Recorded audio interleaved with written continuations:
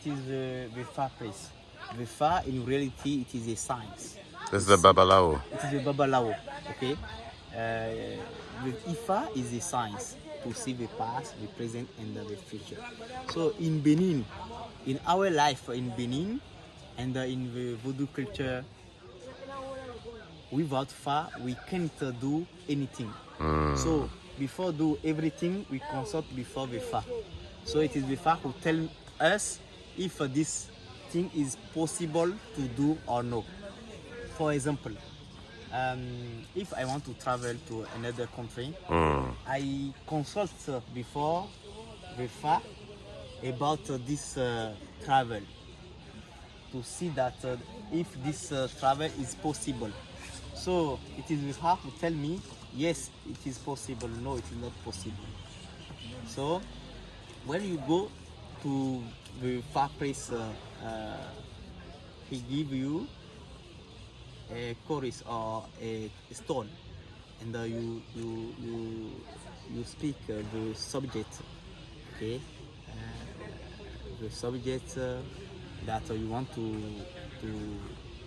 make the consultation, and for example, when you speak the subject on the chorus, okay, the fabrics don't hear you, okay, and when you give him the chorus, he told this chaplain. This chaplain is a chaplain who gets chorus, and it is about the position of each chorus. He can tell you the result of the subject of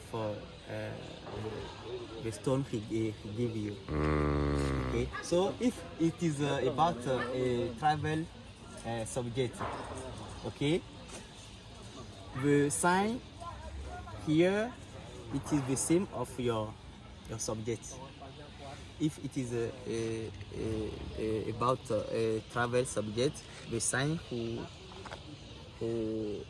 here about the chapelet, it is the same like this one.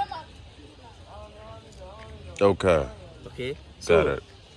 If you go to at the place of the fabrics and you ask about your travel, he can tell you, yes, your travel is good. No, your travel is not good.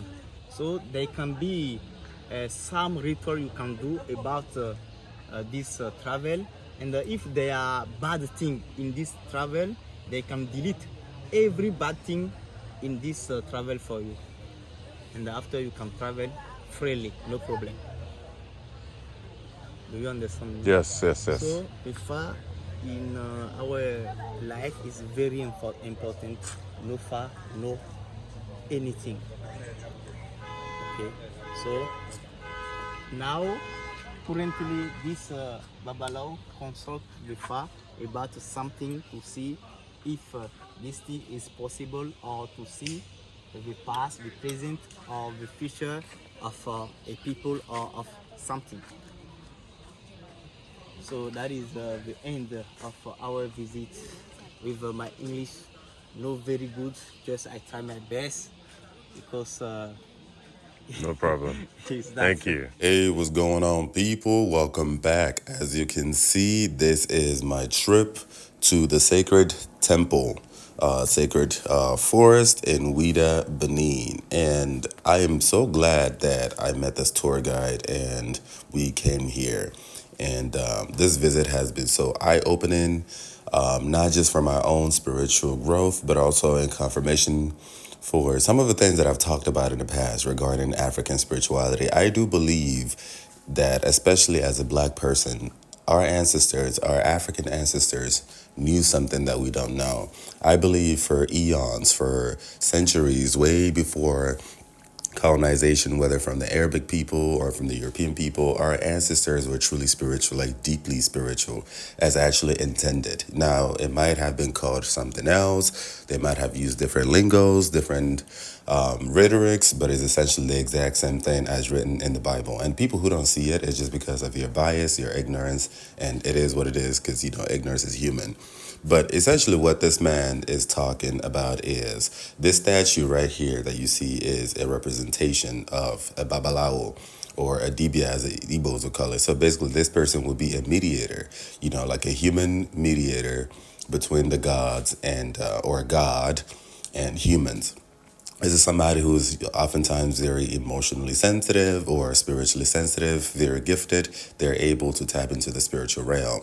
And this person, people like this typically will have a huge, big rank in society. They're very respected.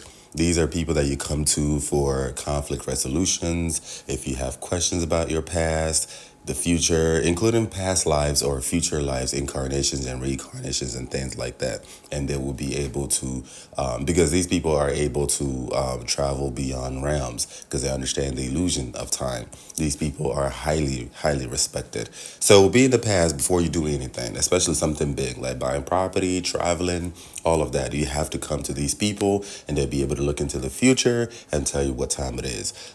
For example, if you are Nigerian, for example, and you are traveling to the US and you wanted to make sure that this trip is going to be seamless, the best thing for you to do is to go to a Babalawo, to go to a Dibia, to go to one of these mediators and start asking questions regarding this trip. And they'll be able to tell you if this trip is going to be fruitful as you hope it to be.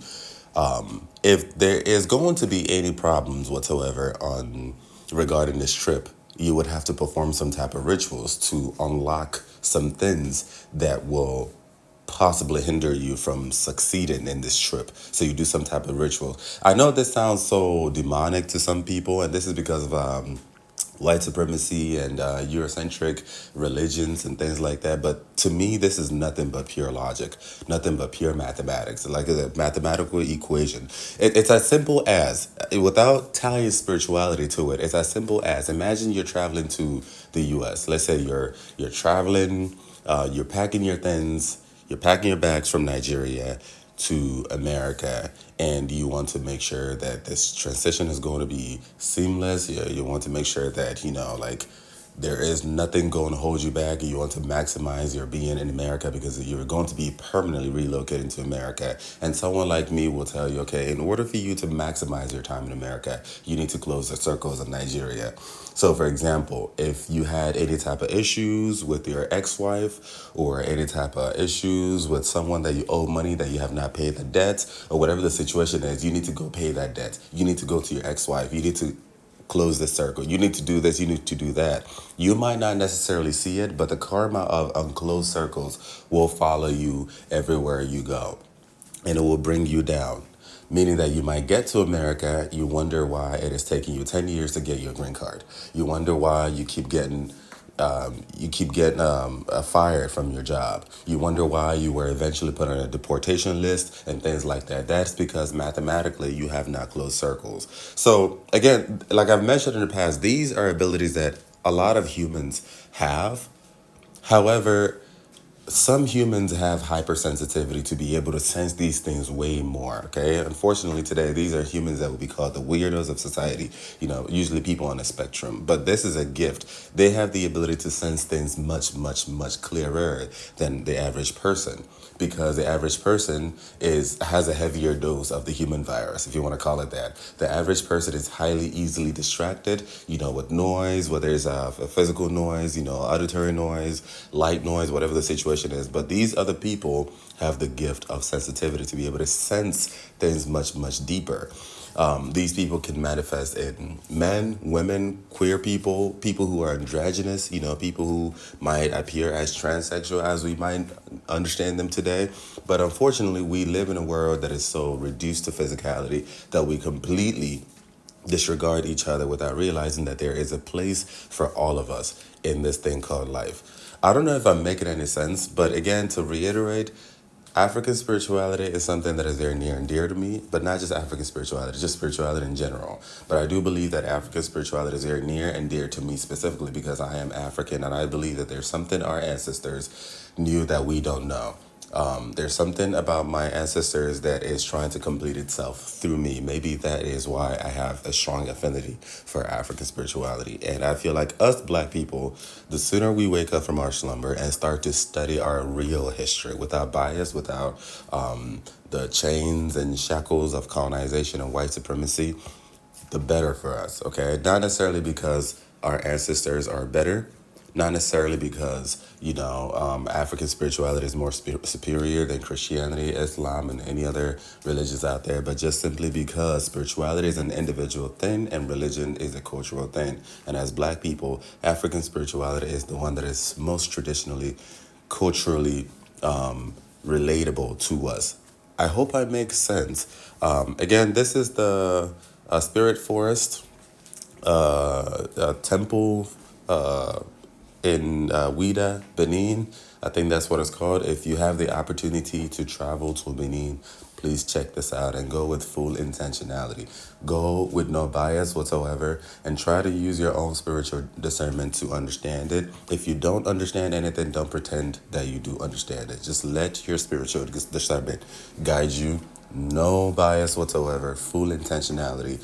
And hopefully you start to connect the dots to understand how truly spiritually misaligned a lot of us are. And the sooner we wake up from this slumber, the better for us. Uche, peace and love.